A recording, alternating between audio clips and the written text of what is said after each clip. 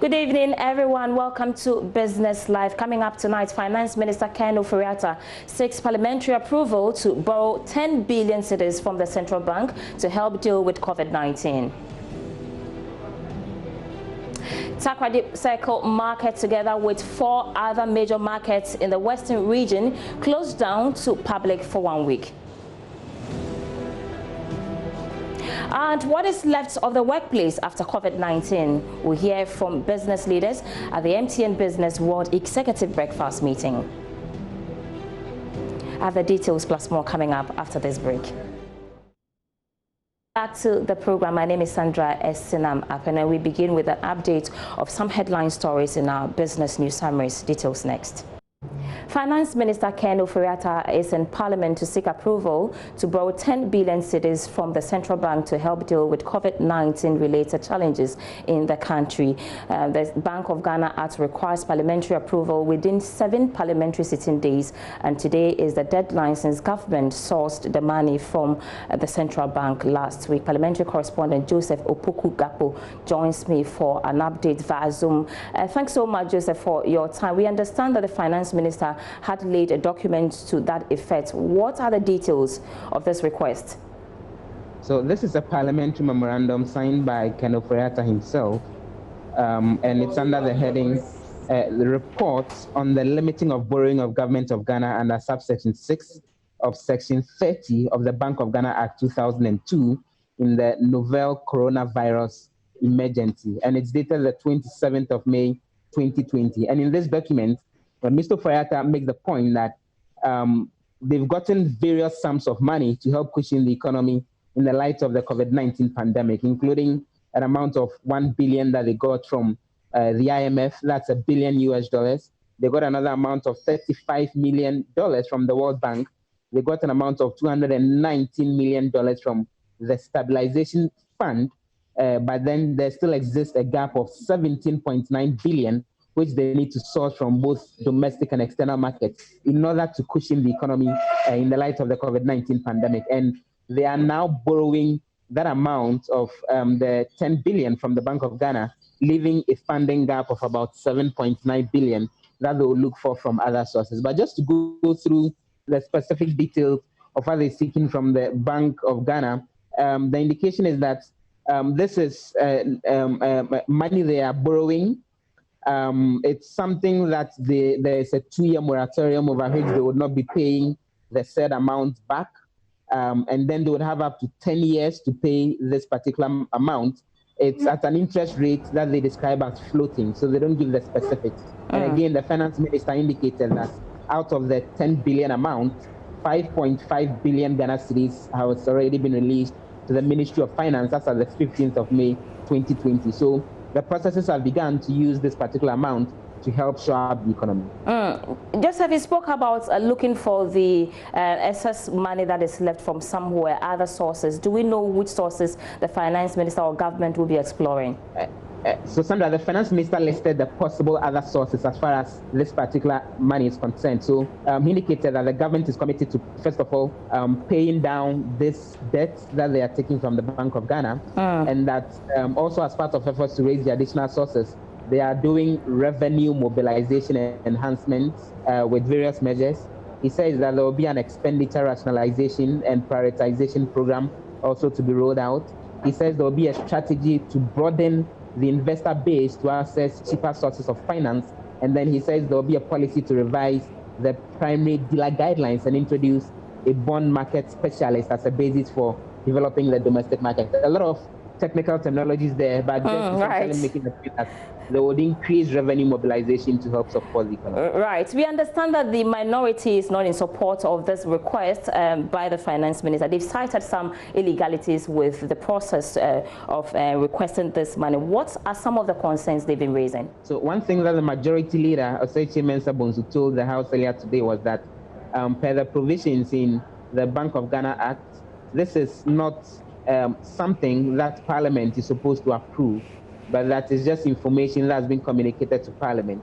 And although it's been referred to the Committee on Finance for the necessary report, he says that the Bank of Ghana Act says Parliament should just be informed and that it wouldn't have to approve this request. the minority, they disagree. They think that Parliament should have to give an approval. They think that the printing of more currency, as Kesela Toforsen describes it, will raise inflation in the country, which is why they are not in support of it.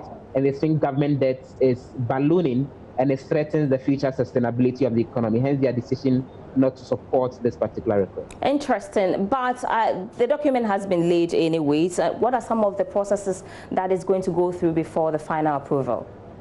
So it's a very simple process. The Finance Committee of Parliament will meet in the days ahead to consider the document, because after it was laid on the floor, the Speaker referred it to the Committee on Finance. And once they are done, they'll put together a report and submit that report to Parliament for the House to debate, and then go ahead and give the necessary green light as to whether they are really approving or they are just acknowledging the information that the Finance Minister has passed on to them.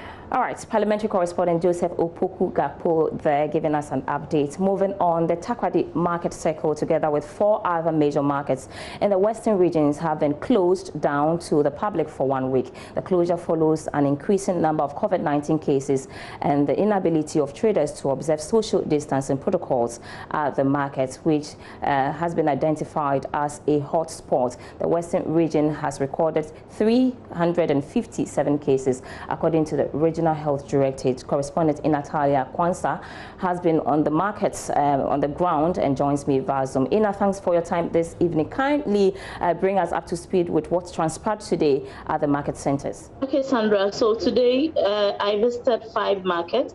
These markets are the Takoradi Market Circle, the Jubilee Market, which was created when Ghana recorded its first case of COVID-19, the Ibrufum market. We also have the Kojokro market and the Sekendi market.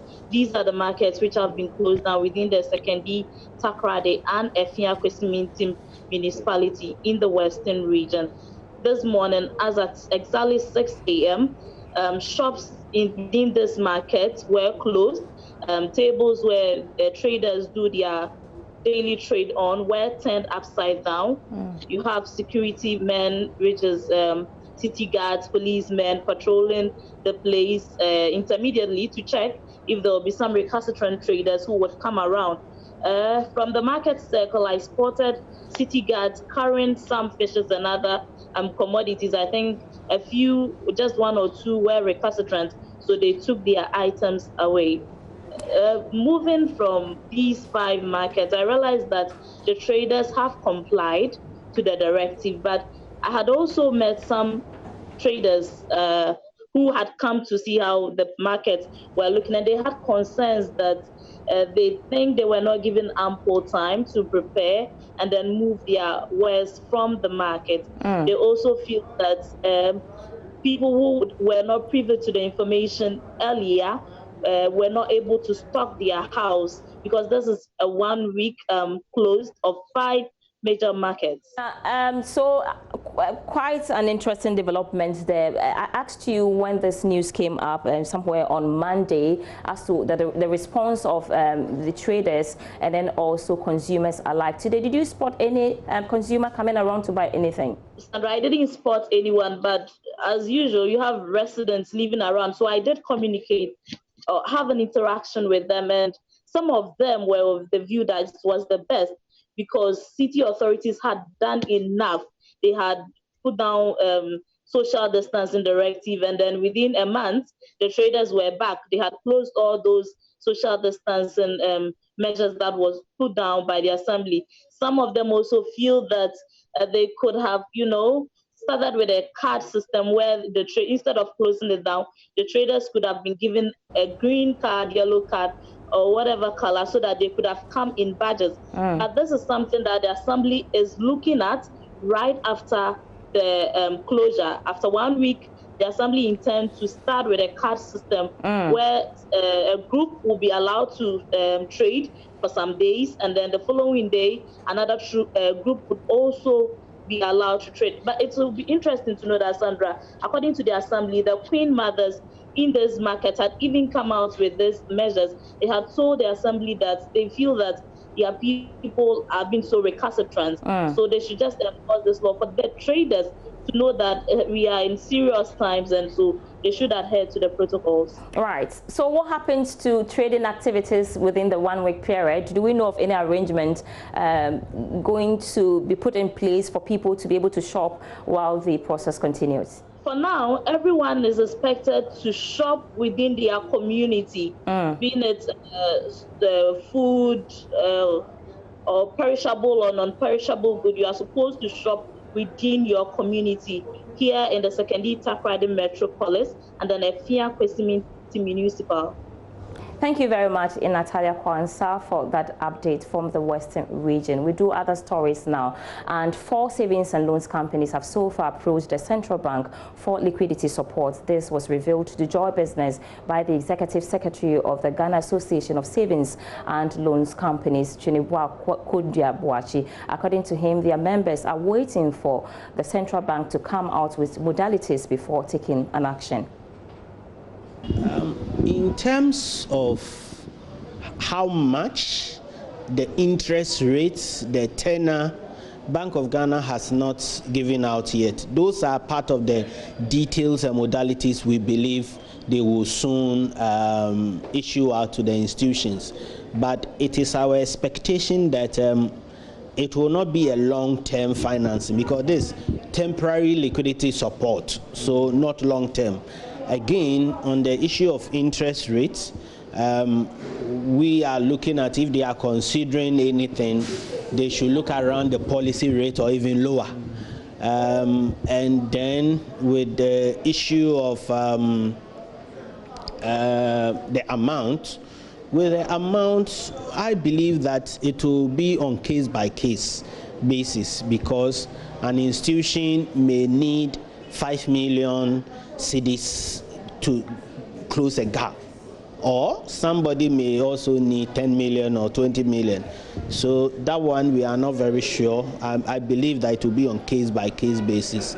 And when they come, we will embrace it and ensure that we utilize it for the purpose for which it was requested for. So far, I'm aware of about 4 institutions who have approached the central bank for such a support, and we are waiting for the modalities that will let other institutions take a decision as to whether they may need from the central bank. Don't forget that the central bank is a lender of last resort, and so when other avenues fail, then you go back to the central bank. And I believe that the posture of the central bank at this critical time is something that is commendable, and let's all support the building process.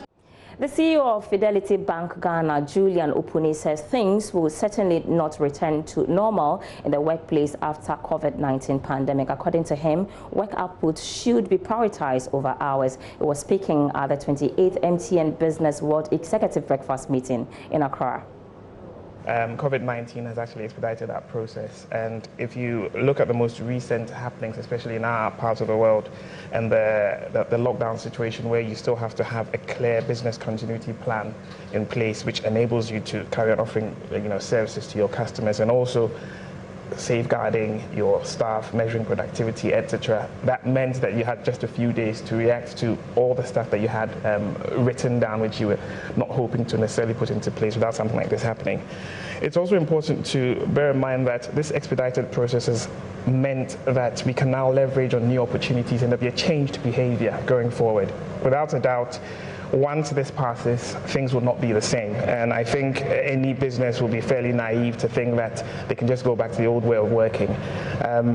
If you look in our environment, if you like, the remote way of working is now effectively here to stay. And certain capabilities that we didn't think were available suddenly have become very evident. Meetings happening, not necessarily with 8-10 people in a room, but the ability to just do lots of meetings in a very short space of time has now become the way of work, and we've had to create that capability.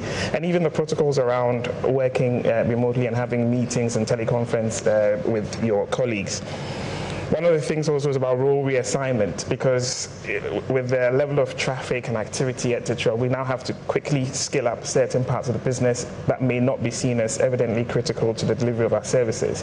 And you still have to do it in an e-learning kind of environment and train and get people ready to be able to do those services, because the customer needs have been, changed significantly as a result of what's going on.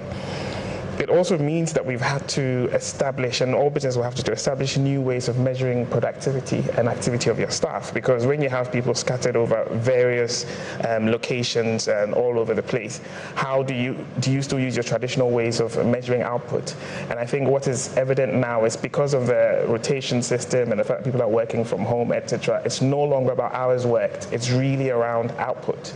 And you have to put in place those systems that enable businesses measure output and see the productivity, of their staff. Mr. Opuni adds that cybersecurity must be one of topmost concerns, since most workers are increasingly using the internet to get work done. Cyber, especially in our environment, has now become a real issue, cybersecurity. As you migrate a lot of activity and transactions on digital platforms, both for internal working and also for serving your customers, it now becomes high priority. So every organization will have to now reprioritize all their initial projects, even from as recently as January, because now there's a reprioritization, which means that you now have to react to the realities of your market. And so cyber and all the budgeting around cyber that normally is over a prolonged period because it's a fluid, ongoing system is no longer the case, because you have to create that readiness and the ability to ensure that you protect your business in the short term. Maximizing space usage. So suddenly with the rotation, it's become very evident that if you look in your work environment, you probably don't need as much space as you have. Yeah. Hot desking, which used to be a buzzword maybe years and years ago, now becomes very evident. And a lot of, if you like, head office functions. And I always separate it from the frontline businesses in the likes of a financial institution and the back office processes, where in the current environment, they have to go into that mode of working where there's a hot desking. That means you don't need as much space. There's efficiency creation as a result of that. But on the front end as well, you now have to create the space for social distancing in your frontline delivery of services. You have to have discussions around the forced migration of activity onto digital platforms, which is something that we've been talking about over a period of time. But now the psyche of our customers is they don't want to find themselves in an environment where they are unnecessarily exposed to potential infection. They don't want to be in a situation where they have to go out of their current comfort zones. And so you have to create the readiness for the digital platforms. It means that things like channel optimization, and for a banking institution, channels are anywhere in which we can interface with our customers. So you're talking about bricks and mortar branches, ATMs, and then there's the digital alternative channels, which are your app, USSD, internet banking, all of those sorts of things. And that means that they have to be on a high state of readiness and availability for your customers. And there'll be a forced migration in certain instances to protect both your business and them. So I think in a nutshell, that's the reality of the current environment we're in. Ghana could soon be removed from the list of countries with serious lapses when it comes to money laundering and terrorism financing. This is because the Financial Intelligence Center is currently implementing measures that push the European Union to review its recent warning about the country and decision to scrutinize financial transactions from Ghana. There's more in the following report.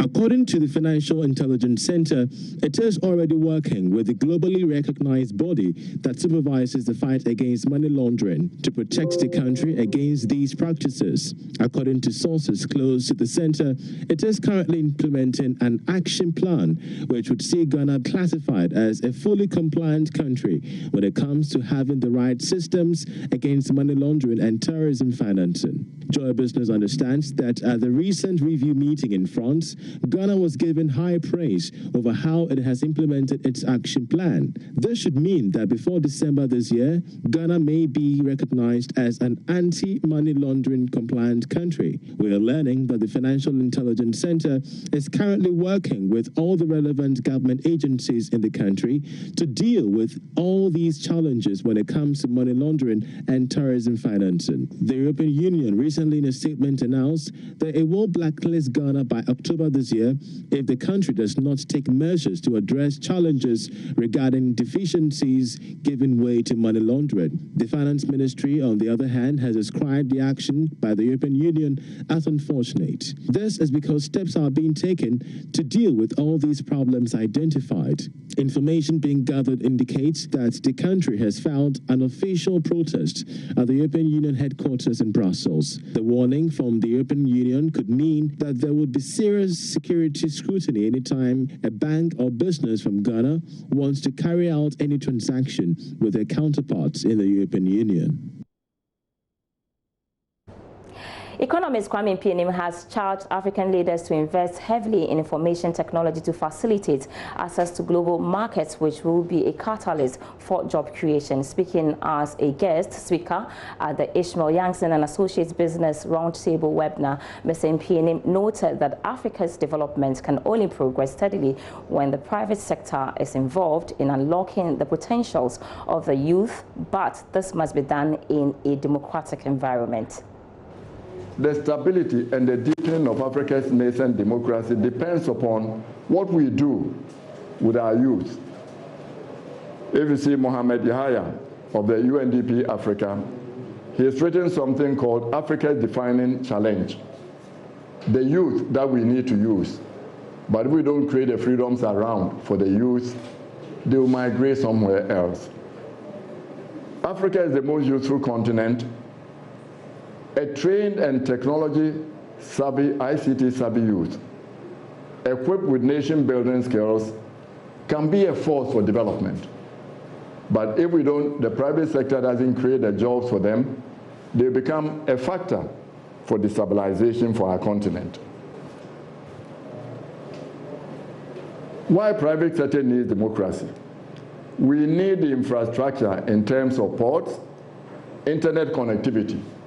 Most dictatorships like to close down access to the internet.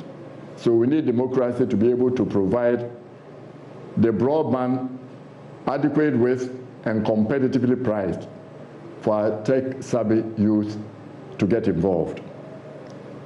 To facilitate our access to markets in an increasingly technology-driven world. We need well-trained professionals. But if freedoms essential for innovation are stifled, these footloose, ICT-savvy global citizens who are called net citizens will depart to enrich other destinations, as evidenced by the millions of African science, technology, engineering, and innovation professionals who are applying their skills in the diaspora. And that's all for Business Live tonight. My name is Sandra Estinam and you can log on to myjoyonline.com/business for more business news updates. But I'm back at 7 p.m. with more business news on JoyNews Prime. Thanks for watching.